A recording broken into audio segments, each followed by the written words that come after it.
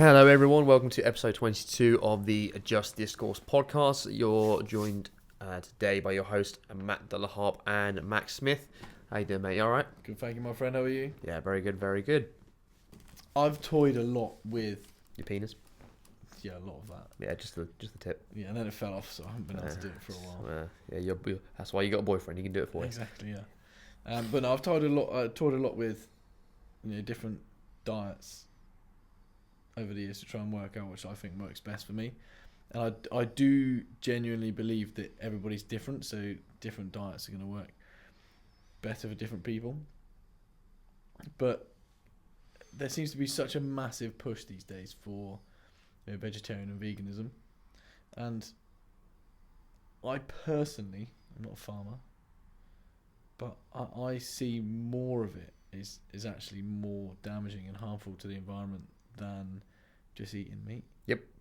Because, I mean, where do avocados come from? Fucking miles away, South America. But most of the cows come from this country. So surely it's worse to be raping and pillaging. Where do they... They're probably knocking down the Amazon to build avocados, aren't they? I would imagine. Let's get a fact checker in. Yeah, but let's not use the laptops in front of us. No, exactly, yeah. Where do they get let's have a look. But my point is... Yes. we can grow most of the food that we need. You are very loud. Is that better? That's extremely loud. Just move it across a little bit. I mean, we can grow most of the food and rear most of the food that we need in our countries. Yep. Of origin. And I was reading Here you go. The other day about the diets that it was more that you should eat the food based on actually where you've come from. Yep. Because that's the environment you've grown up in. So your body is acclimatized to all of the nature around you and how the animals grow and the food grows, etc., etc.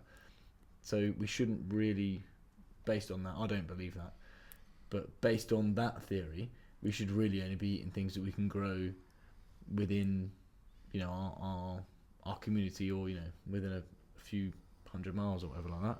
Well, that's the theory of what some restaurants do. They'll do seasonable fruit, seasonable vegetables, because it'll be whatever you've got this time of year. Yeah, and seasonally as well, to do with, again, going back to what we spoke about, paganism and stuff like that. Yeah. Sorry, did you want me to... No, just going to keep searching. It just look pretty good. Let's have a look. So, avocados are native to Western Hemisphere from Mexico, south to the Andine region, and are widely grown in warm climates. Nice. Professional. That's good. So you say they're in the Amazon for avocados? Yes.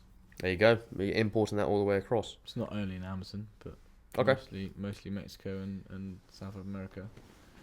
And that's but I thought that was quite interesting. And avocado's been an incredibly push recently. That how Mike. Oh yeah, I keep forgetting about this baby. I know. How far has that got to travel just to get to us? Yeah, and you've got... What's got to be sprayed on it to make sure it's fresh when it gets to us? Well, that's the thing with all these different milk substitutes as well. When you're saying it's, almond milk. Oh, this one winds me up. It's like, how do you get milk from an almond? Yeah, it's not milk. Almond, have you ever eaten an almond? Almonds are dry as fuck. Yeah, it's not milk. How do you get milk from an almond? It's not milk. It's just like water. It should be almond water, milk water. It should be oat water. Like that. Is that what they've done? Is they've just put a load of almonds in water? Yeah. And then get a little and bit just of milky substance. ground it up, yeah. Pretty much. Don't get me wrong. I mean, if you have if you're lactose intolerant and that's a substitute for what you previously have, then obviously it's great. My question is, why the fuck is anyone drinking milk with or in anything after 4 years old? Yeah, we've spoke about this personally before. It's actually kind of a weird concept that it's okay, and I'm a cheese lover. I fucking hate milk, but I love cheese. Love cheese. Which is even weirder when we go on to what I'm about to talk about. But milk, if you were to be drinking milk from some woman's tit, over like the age of 3 or 4, everyone would be like, something's really wrong here. You're fucking weird. What's wrong with you? Yeah. For the rest of most people's lives, I don't drink milk, but it's okay to drink the breast milk from a cow. Yep. Oh, it's just strange. See, it's wrong. I mean, an amazing way to encapsulate this. Have a look at your laptop here. There's a series of artwork which is it's Go on. it's the perspective of like things we do to animals, but imagine if it was flipped the other way around, so that animals were doing that shit to us. So it'd be like a cartoon cow watching humans being milked or something. And there's a whole series of these things here about what we do to animals, but imagine flip the other way around, so then animals are doing this to us. And it is very disturbing when you look at it. I think there was like 8 or 10 different things I saw, just these different images. There should be cartoons. But on YouTube?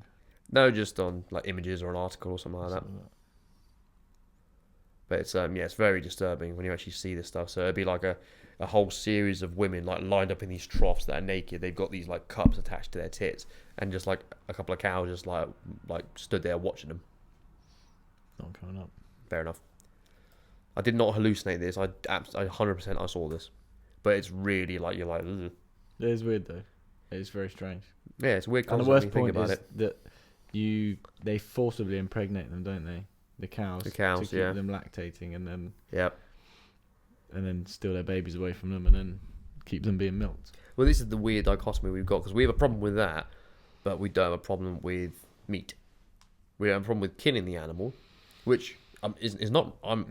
I fully support this. I think milk after a certain point a certain age is weird. We don't need that, but we do like dairy. We do like cheese. Cheese is great. I do like a cow being dead. That's very tasty. Yeah. I like that as well. So there's these weird things that you and I are both guilty of, the things that we are happy with and unhappy with, even though they're all roughly the same. It does go back to our point that we were talking about earlier. What is right and wrong? Now, I personally live by the idea, and this is a reason why I want to get a farm and I want to do it myself, because again, you can have seasonal vegetables, you can have seasonal things being grown, you can make sure you look after the animals properly, because the way everything is factory farmed and made for profit rather than made for sustenance at the end of the day is, again, it breeds contempt, which means they're only thinking about, well, they're probably not only thinking about it, but the main thing they're thinking about is the bottom line, which means when push comes to shove, they're going to take certain steps, which is going to obviously be harmful for a living creature, which is pretty fucked up. But I think that in the native Indians of America, nailed it. So their belief was that their god was happy for them to eat the animals, as long as they obviously didn't eat too much of them to wipe them out. Natural circle of life is, the crocodile's going to eat shit. Not literally, but the crocodile's going to eat things, tigers, all those types of bits. But as long as you used every part of the animal, so that's why they always had, they wore cow hides and bear hides and stuff like that. They walked around with skulls and teeth and everything like that. It was to, I'm sure there's an element of intimidation for saying, look, this is what we've killed, but there was also an element of, we're using the jewelry to decorate our bodies based on the respect for the animal that gave its life for us. And I think, say what you like about that, what's that bloke's name? He got done for doing steroids. He's huge. Liver King. Liver King. Whose name is Brian? Brian, yeah. Brian the Liver King. Yep. Without going in too in depth about his life, because I really don't care about him personally, because I don't know him and he's never been in my life, but he uses every element of that animal, which I think is a good thing. Personally, some of the shit that he eats, I would be like, yeah, not really into that. Good bit of liver, lovely. Yeah, but it's a good tenet to live by, because it makes sure there's no waste and you're not killing the animal, even though it is for sustenance. You're not doing it just willy-nilly. Yeah, and liver, and he absolutely nailed his marketing, because liver is fantastic for you. Is it? Yeah, it's really good for your brain, it's good for your heart, it's good for your eyesight. That's really, really good. At the end of the day, if it's good for you and it's going to help prolong your life, yeah, it's, a cow is going to live, 20 years? But if you eat it, you're going to live an extra 30 years? Yeah, I wonder with cows.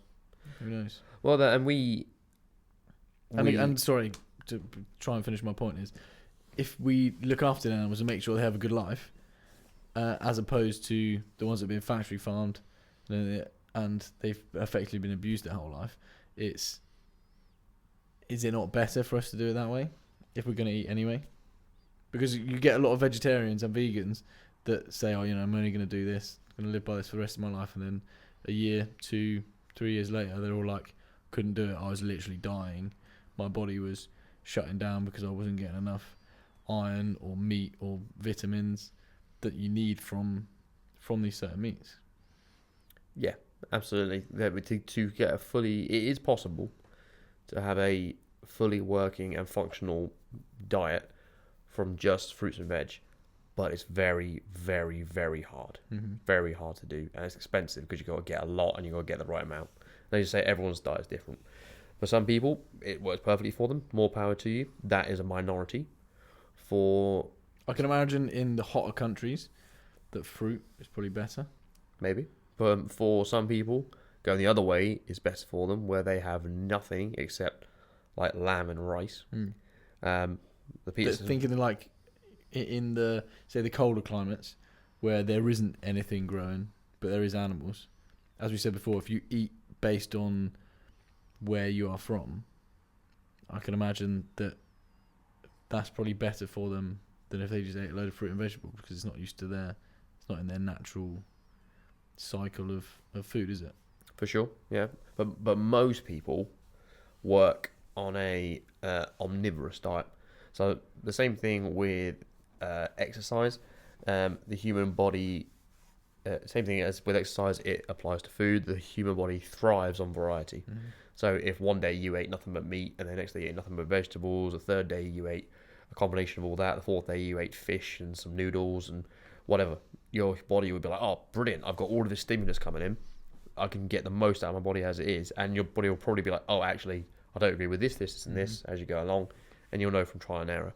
To say overall that one diet is right for everyone is bollocks. Because it's like saying one exercise plan is right for everyone. Bollocks. One type of humour is right for everyone. Nonsense. Absolute nonsense. And then to ascribe that to then try and gain validity for that particular one for all of these different moral standpoints is equally stupid. Like, it's better for the environment. No, it's fucking not, because it uses up the exact same amount of land as what you had for cows, and arguably it's worse for the ground because the ground, like humans, needs variety. Pesticides, and it needs variety. The ground needs different things done on it. So the ground, for example, farmers rotate what happens in different fields. So field A will have all the cows on, and the cows will eat the grass and they'll shit down there. Field B will have all the plants on, and they'll grow all of this stuff. Once that's been harvested, he'll move the cows from A to B, and the cows are going to eat all the grass and they're going to shit all over that ground. He's going to then replant in land A, because that's covered in this incredible manure, which is brilliant for the ground. And he'll regrow everything from there and just repeat that cycle. It's just regenerative farming. Whereas these guys, if you take the animals out of it, you're then having to stick all the fertilizer and all this bullshit into the ground, try and make it work. Do you know what the biggest country that exports fertilizer? Do you know who that is? America. China. Really? China exports 90% of the world's fertilizer. Jesus. Yeah, not good. No. Real especially bad. As they want to take us down. Real bad. They're exporting all of that. Trojan horse. Well, there you go. Yeah, and that's just one standpoint. Some people like to say, "Oh, it's because I value life." You're like, okay, but then how are you classing that? What's your metric for that? Yeah, I've seen one before. It's like, but you're killing. I think it was actually Alex Jones. And he was having a conversation with Blight. He was like, "But you not care about the plants' feelings. Plants have feelings." And then like they looked at the study saying like plants do have feelings. Physically have feelings, which is like crazy, but that's a whole other conversation. But so what they're saying is like, okay, so you say you value cows, pigs, goats, cows and pigs predominantly, let's say. So okay, you value them, cool, so they don't die, but in return, rabbits, voles, mice, birds, foxes, hares, rabbits, insects, need I go on? It's like you're trading 2 or getting massacred just for your vegan for your feelings. You're trading 2 for 8. But that's just because we anthropomorphize these ones, or they're bigger, or they're cuddly, or you can have one as a pet, or they know you as a person. They can respond to you. Especially the smaller animals like that, they are often food for birds as well. Mm-hmm. So it's the fucking up the ecosystem. Exactly, yeah. So it's both those arguments don't work. I don't want to hurt animals, and what's best for the environment. Now, if you become a vegan because you don't like factory farming, 100% I agree with that. Factory farming is disgusting. It is horrible. But what's the alternative? It's not veganism because of the components I've just outlined. As I said, I think the alternative is, we have briefly discussed it before, but homesteads, mate. So, factory farming is the only way at the moment to feed the billions of people on the planet that congregate in major cities. Mm-hmm. So if you take the population of London, no idea what that is, but whatever. Didn't work out, it was about 15 million. 15 million people. Most people live in flats that are stacked one on top of each other, like matchboxes. There's barely any greenery. I don't know what the equation would be. I would imagine there'd be a certain percentage of land you need, or a certain cow you'd need to feed one person for an X amount of time. There physically is not enough space in London to do that. Mm-hmm. So we're doing this at scale by cramming them in at a certain point and then shipping them down from there. So that's because factory farming exists because of population sizes the way they are. Population density. Density. Now, I don't know how you fix that. I don't know whether you create... It's lifestyle though, isn't it? People choose to do that. I don't know is the answer. I still don't know. I don't know whether because everyone's congregating in these main places that were previously ports or factories that are not those anymore, but there's people still there because that's by its necessity. While those factories and ports have vanished, the dense populations have stayed where they are, and people naturally still gravitate because you're magnetized for other humans. I don't know whether there has to be a whole culture or societal shift that moves people away from the big cities and out towards the countryside. I don't know whether we want that. I don't know what the answer is. But to say that veganism and vegetarianism is the way forward is a big fucking mistake. Yeah. But that's done that way, to go back to your point, because we should have actually named this podcast the go back to point podcast. It's because it's the bottom line. Because these companies have this massive financial incentive and investment in, well, I don't know, take James Cameron for example. He's got a huge pea plant protein company. Who, James Cameron? James Cameron, yeah. So he's invested in that, which is why he came up with Game Changers, the vegan documentary, which is just a whole load of lies and mistruths. But this is one thing, and I can't believe it's taken me so long to actually comprehend this, considering I've been viewing all this stuff and very skeptical about it for years and years and years and years. Most newspapers are owned by some type of corporation, i.e. Amazon owns Washington Post. I'm sure we can go through and find loads of oil companies that own most of the things. Rupert Murdoch owns the New York Times. Exactly. And it's either Webster or the Collins Dictionary. It's one of those two. And none of them are owned by governments. No. Yeah, none of them, yeah. The BBC is supposedly impartial, ran or funded by the government, which means there is the controlling interest of the government. However, I can imagine if we look back, most newspapers have all been started or intentionally purchased by these big corporations in order to push their own products. Yeah, makes sense. Why does Amazon need to buy a newspaper? Why does Amazon need to buy a supermarket chain? That kind of makes sense because they're a product providing service, so it's just another string to add to their bow. But what's the news got to do with it? Unless it's to push their product. So it's just another avenue of sales. And then it makes sense. I get it. I get why they would do it. Yeah. But it's frustrating that, one, it took me so long to really comprehend that, and two, that most people will never know that and will never comprehend that it is a string to a bow of a massive corporation that is obviously going to have an interest in pushing its own products through that avenue, because why not? Why else is it paying for it? Well, I mean, if we want to go proper insidious, we'd look at the big daddies of them all, which is the companies like BlackRock and Vanguard. Yeah. That's where things get real scary. The controlling interest. Well, I think Patrick Bet-David said the other day, didn't he? He said that between BlackRock, Vanguard, I can't remember the other one. And it wasn't Fidelity, was it? It was the fourth largest one. They own something stupid like 40% shares of like every company. Apple, like everything, yeah. Apple, Amazon, Nike, like literally every single company. Yep. Twitter, Facebook, all of those. Yeah, they've got holdings that are trillions of trillions. Yeah.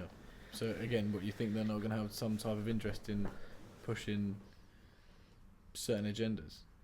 Yeah, and when you realise that entities like this exist that have these holdings that are worth more than superpowers on the planet, more than governments, more than Russian governments, more than the Chinese government, more than the American government.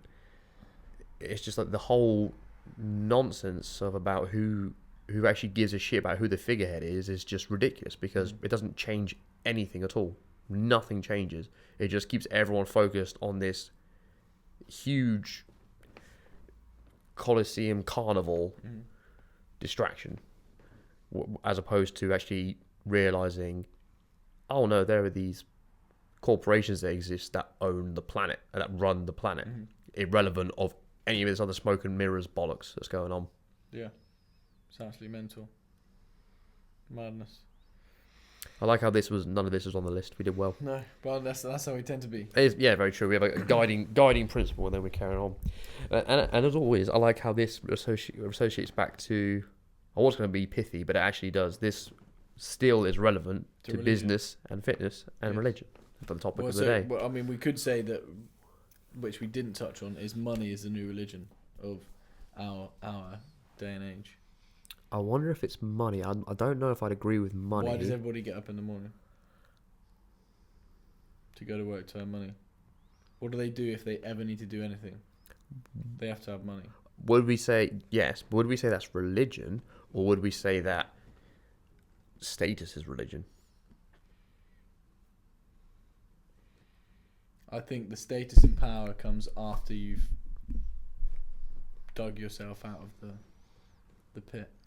See, I don't know, because from people like James Smith, who will absolutely rip a new one into like influencers.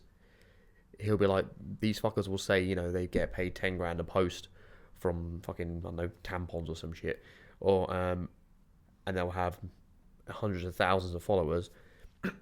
None of that will get them a first class ticket. To on a plane. None of that will be able to buy them something else, as it were. Oh, right. So you mean that there's a social value. They're pushing products that aren't really of any benefit to their lives other than the monetary gain they get from that individual post they're doing it. And also the fact that they're an influencer doesn't really mean anything in regards to the greater scheme. I might have actually argued your point for you. I'm just thinking out loud as I'm saying this. If you're an influencer, you'd want to really be sponsored by the things that you're going to use. Otherwise, it's kind of useless, isn't it? Yeah, no, sorry, we're getting distracted. So I'm trying to argue the point of the influencer being a religion, as like status being a religion as opposed to money. I don't know if I can. No, you just confirmed my point for me. Yeah, I think I did. So thank you. There was a guy at the gym the other day who we just got talking, and he eventually was just like, oh, my job is my goal is I want to be an influencer. I was like, why? Why do you want to do that? Because if you look at these people that surely you have to have a guiding aspect that's going to form you into an influencer, not the fact that you just want to be an influencer. Well, this is what I was saying to him. I said, an influencer in fitness, or an influencer in business, or. Well, this is what I was saying to him. I said, you need to be having. If you look at influencers, most of them are just whores who will sell out to the highest bidder, who will get paid, as I said, 10 grand to do a, I don't know, Tampax advert. Or they get to, which I've seen. I would do 10 grand to do a Tampax advert. I would as well. Tampax, if you're listening, We have 23 subscribers on YouTube. Yeah. Hit us up. And 231 followers on Instagram. And men can use Tampax these days. They can. If you get punched in the face, there you go. Exactly. But yeah, if you want to have a guiding principle of who you are, you want to be authentic. You want to have an authentic message of whatever it is that you're putting out into the world, whatever that might be. You and I talk a lot of shit, but we are authentic about what we're saying, about what we're doing. Is we want to engage people in conversation. We want people to be aware of certain things. We want people to be better than they are. We want people to do more than they currently do. We want people to want more than they currently want, but equally be happy with it at the same time, and then get the best about what they possibly can, how they can grow a family, find out what they really want, be who they are, and be the best that they can in who they are, find the right spouse, build a legacy, blah, blah, blah, blah, blah. Because you and I have learned lessons from idols we've seen in life and the hard lessons we learned, and we're trying to pass those lessons on, as opposed to, hey, got a new cute top, here's the code for Gymshark. And it's just like, yeah, got a new top, and she's It's like- turned around with her ass hanging out, and you're like, and you're just like, what are you doing? did my hair today. What are you achieving? What value are you adding? And also, what value are you adding that is different from any other cunt out there? Don't get me wrong, right? So I agree with you in that respect. However, I do respect, in a way, mainly females, but the way that they've have been able to capture the market just by taking a photo of something that they know will get them a lot of attention. Their arse. Yes. Yes. Do you know what, I respect? Yes. Do you get what I'm saying? In Yes. that small element, I respect it, because they haven't had to go out and physically be a whore, which is what most women would have had to do back in the day. And I'm sure some of them do it for the intention, which is not necessarily the ones I respect. If you're doing it for the attention, I haven't really got any respect for that. But the ones that know they're going to garner the attention for it, and they use it in a business sense to better progress themselves in their lives, that's the ones I respect. Because don't get me wrong, if I could just take a picture of my ass and put it on Instagram and monetize that shit, fuck me, how great would life be? Completely agree. Absolutely. Is it short term?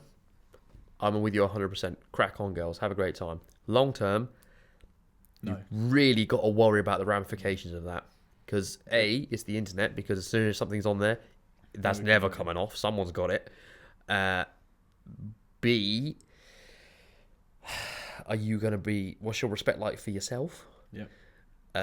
Your kids. Yeah, well, even before kids. C, you've got to then find a man... We've said this before. You've then got to find a man that's happy with that. There is no chance with that history. ever be... No, there is. Or comfortably be with a woman that does that. There will be a man for that. Is that a man that she's going to be attracted to? Probably not. Yep. And then 4, in the unlikely event that you get... Because also the type of man... Sorry to interrupt, but the type of man... now he apologises. But the type of man that would accept that in his lady is not surely the type of man you want to be with. No. Because it's cuck, isn't it? He's effectively a cuck. Yeah, and I've known... I know women who have been sex workers, probably still are sex workers. And I've never known him in that way. They just happen to be friends of a friend. Yeah, right, Matt. Okay, fine. I go to a prostitute every night. You caught me. But yeah, to just hear their stories, you're just like... I mean, from hearing their stories, I know why you are like this. Because something horrific happened and you're damaged beyond repair. And it's just cycle's going to repeat forever. But you're never, ever, ever, ever going to have that relationship that is right for you if you keep perpetuating that cycle. Yeah, of course. Yeah. So you need to stop. You need to get out of that cycle from there to find the right person. And you're only going to do that once you hit, I don't know, a certain age, or once something happens enough in your life to be... Well, you got to make the decision. Yes. Yeah, and it comes from a place of trauma and damage, but there's an understanding that needs to be had and reached that they've probably never taken the time to just stop and pull back from everything and just figure out what the fuck is going on. Really, they've probably just kept going just so they stop stop themselves from thinking and staying About still. situation, Yeah, which again I completely get. It's a self-defense mechanism, like with disassociation. I get it. I completely get it. But equally, there has to be an understanding that happiness and stability is never going to be found until that happens from there. Yeah. But yeah, I mean, for people who can monetize that, again, hats off. Well done. You've gamed the system. Very well done. Yeah. The problem is you've reduced yourself down to the price of a fucking burger. So well done. That's That's called the thing. female empowerment, baby. Yeah, well, and that is the the difficult thing now. When we go push it to the OnlyFans side of things, that's when I think it's too far. Do you know what I mean? I think maybe the gym influencers that are working on their bodies and making sure they're healthy and fit, and then they just have to take a picture of their ass or just slightly turn around or something like that. In the gym gear. In the gym gear, and then that's the ones I respect, and I think fuck me, you guys have smashed it. Yeah. As soon as you push it into completely agree. Completely agree. As soon as you push it into like the lingerie ones or the OnlyFans where I saw a thing the other day, and I'm pretty sure it was a female said, "Oh, you guys are really doing good for feminism. You've really helped with female empowerment. So much so that they can buy a picture of your arsehole for £5." And it's like, perfect. Don't think you guys are understanding what this situation is about. Yeah, perfect. And when it gets to that stage, you think, something's gone really badly wrong here. It's game over. You've all been tricked. Yeah. You've all been tricked into thinking this is female empowerment. Yeah. Mm-mm. Yep, it's not at all. I mean, at least come on, £100 or £200. Yeah. £5. It's so cheap. Yeah. It's so cheap, by all accounts there. Again, I've genuinely never looked on OnlyFans, but I've heard See, it's I actually so have cheap. looked on OnlyFans, Yeah? but this was like when it first came out, when it was actually just for like... It was art, wasn't it? Yeah, it was just for like famous people. So be like fucking a comedian or something like that, and they would just have like longer videos or longer format videos of their sets or something like that. And I think the one I was looking at was... what's his name? How can I not remember his name? He's the most famous comedian. He's about yay high. Kevin Hart. Kevin Hart, exactly, yeah. And I'm pretty sure the one I was looking at was Kevin Hart. But that had to have been 5 or 6 years ago. But yeah, in terms of the women's side of things, never. Yeah, I wonder. Well, here's a question then. Are we saying that the gym poser woman is going to have the issue with a future boyfriend, or are we only saying it's OnlyFans spectrum? That's a good point. Could I get over the gym girl? I think if they never do lingerie, lingerie is an absolute no. Yeah. If it's just leggings and a cute top, probably. Yeah. Yeah, probably. It depends. I mean, you're still gonna have the problem to deal with all the blokes DMing her. But you have to be confident in her ability to say no.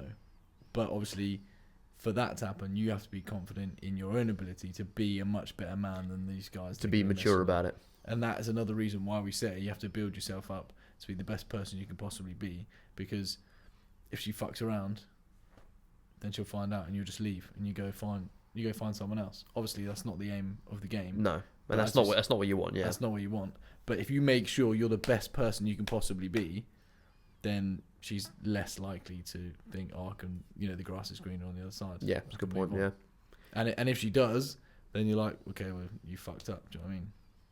Yeah, and I would say it would actually be maybe even more emotionally mature to be like, I can't do that. That's too much for me. Because then you're for a guy to be like, you know what, it actually would be a problem for me. I can't, I can't start this as much as I would love to because of X, Y, and Z.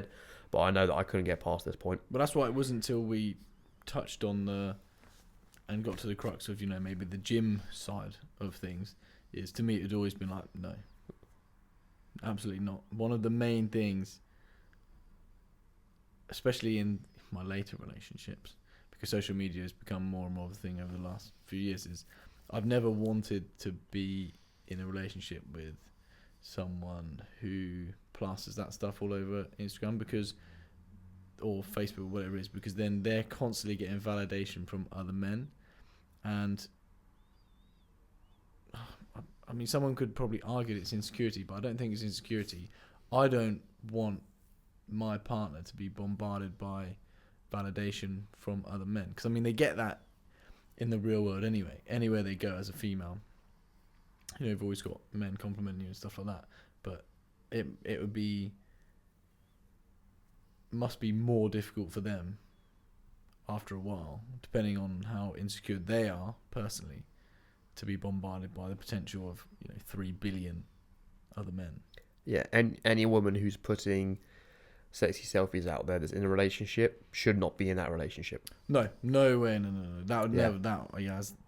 If we touch on that, I could never be in a relationship with them. Because I saw a video the other day, and the bloke said, "Would you find it acceptable for your boyfriend to be liking bikini photos of other men?" Yes, yes, very acceptable of other women. And she was like, "God, no, obviously not." And then he said, "Do you post bikini photos?"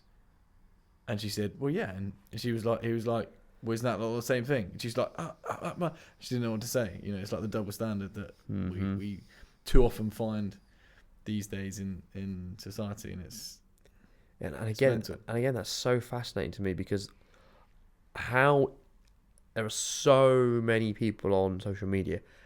How is that remarkable that you're doing a bikini picture? So many people are doing it. So many people are doing it.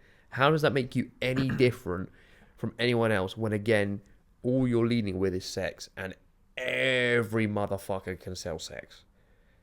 I don't understand the appeal, because it's like I don't care about any of that shit, or any other female going down the street besides like, oh, that one's attractive. I don't give a shit beyond that, because what can anyone else offer me beside, like, if all you can offer me is sex compared to what I have, it doesn't even compare. It's literally just this. That's what's the one thing you offer. That's the one thing you have that's valuable to you. Like, that's the best you got. That's the best you can fucking do. It's like, I mean, everyone can do that. Yeah, everyone can do that. It's just like there's no fucking appeal. It's like there's no, compared to personality, like humor, like if you're not funny, your values that you have. It's like all of those things together. Like it's irrelevant. There's some stupid hot people out there. But I'm not going to agree with them on stuff, and I'm not going to value what they value. They value, by doing those pictures like you do, you are proving to me that all you value is that initial picture there, and that initial instant gratification of attention, and that thirst trap, and being sexy, and it's from here. As soon as I've come, I don't give a shit about anything sexy. It's gone. Absolutely gone. All that value that you had, gone out the window. If your entire account was just arse pictures, as soon as I've got no cum, it's just like, but so bye. What I was going to touch on is, do you think that's more the younger generation then that push or give the validation to this select group? Because my point is, if you look on my Instagram, you'll see cars, watches, houses on your feed, on my feed, and the people that I admire. So for example, Patrick Bet-David, Bradley, Robert Greene, just to name a few. But there's hundreds and hundreds more. Jocko Willink, all this type of stuff. That's all you'll see on my feed. But because obviously it feeds you the things you watch the most. But do you think, especially from the don't get me wrong, if I was on Instagram when I was 12 to 18, 21, it probably would have had a lot of naked girls in there. 100%. Do you know what I mean? Yep. Bikini pics. And do you think that's where a lot of it comes from? Is actually the younger generation? The younger generation, and then the people in the unfulfilled relationships that are scrolling through that to look at women where the grass is greener. Well, I see this as well, and I actually think it's ridiculous. But again, who am I to judge? I don't know what kind of relationship. Judge away, motherfucker. But if I know they've got a girlfriend or a wife or something like that, and they're like following like these titty models and stuff like that. Yep, I know people like that as Like, well. what? Mhm. Like, how does it even compute? Doesn't make any sense. It's because they shouldn't actually be with that person over there, or their values are wrong. So that they should be with the person that they're married to or together with, but they've got it wrong in their head, and they should be like, oh no, they're like, oh, I'm just with them because I'm with them, and grass is greener comparison, as opposed to she being shit. Those people, if I just never look at those people, gradually I'll forget they exist, and I'll be like, oh my god, I'm with an amazing woman.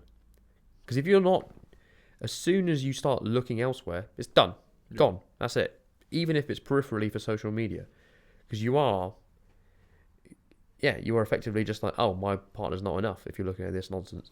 But the fucked up thing. No, so I would argue that fact, right, is I don't look at it on social media. Because I know innately as a man, I am highly sexually driven, but I choose to direct that sexual energy into different things. So if you read Think and Grow Rich, Yep. And there's various other books about it, but basically everything in life is about sex, other than sex, which is about power. Have you heard that one? Okay. So it's not about fucking, but it's about using your sexual energy it's mainly your life force energy is the sexual energy basically. Yep. So I channel that into working hard, working at the gym, building my business, channeling that energy into those types of things. Because innately as a man, I see a woman, an attractive lady, and the first thing I think is, I can't stop myself from doing this. Nope. Like I see it and I'm like, oh, I want to fuck that. Yep. Do you know what I mean? That's just innate. I don't know if it's the same for women, but innately as a man, that it's built into my DNA to see that. With women, it's the same, but it depends where they are in the cycle. Does it? Because they are the same just before or during ovulation, and then it goes away. So let me finish my point before I get in trouble.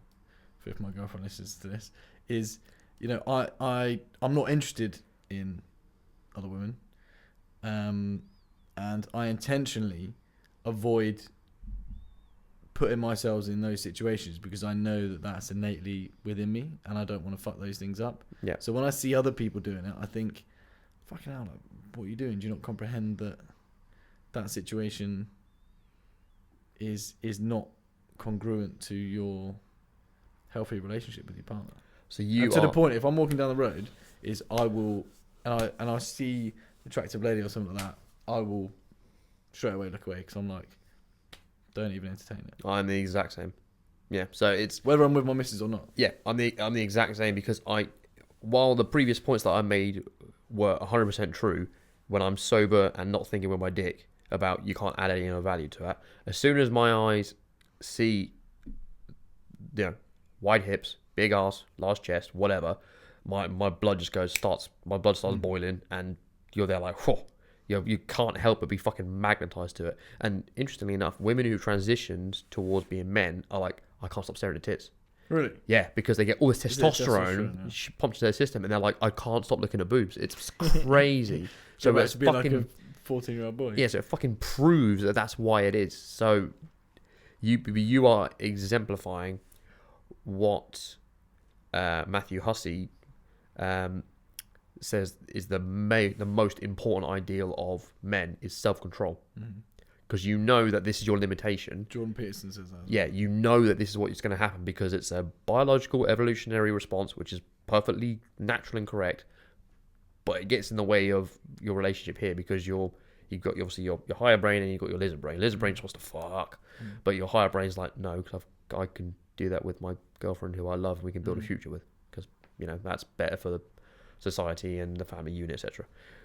But your lizard brain is just there like, no, just pop and dump, and you realize that, nope, don't look, because then it doesn't exist, and that switch is not going to activate. Even if there's no way in hell you're going to do anything about it, it's going to bug you because it's going to distract you. And that is one of the only times I will say ignorance is bliss. Oh, Ignorance overall is bliss because you I just hate feel ignorance that. is bliss. No, but you feel so nice because you don't know anything. You're like, this is okay, nice. willful ignorance, because that is willful ignorance. Yeah. But ignorance in most situations, I feel, for me, especially in this day and age when young people say, and they're trying to argue a point by saying, "Oh, well, I don't know about it," and it's like, well, you can't really argue a point if you say you don't know about it, because these days you've got the freedom literally in your pocket to find out anything you want. As we know, most of the time it's Wikipedia and it's not necessarily right. Yeah. But like, you can search through it and get a better idea of what a subject is, rather than just, oh, I don't know. I think it would be true to say that we're as right as Wikipedia is. 95% of the time, we're right every time. And 64% of statistics are made up. Exactly. Yeah.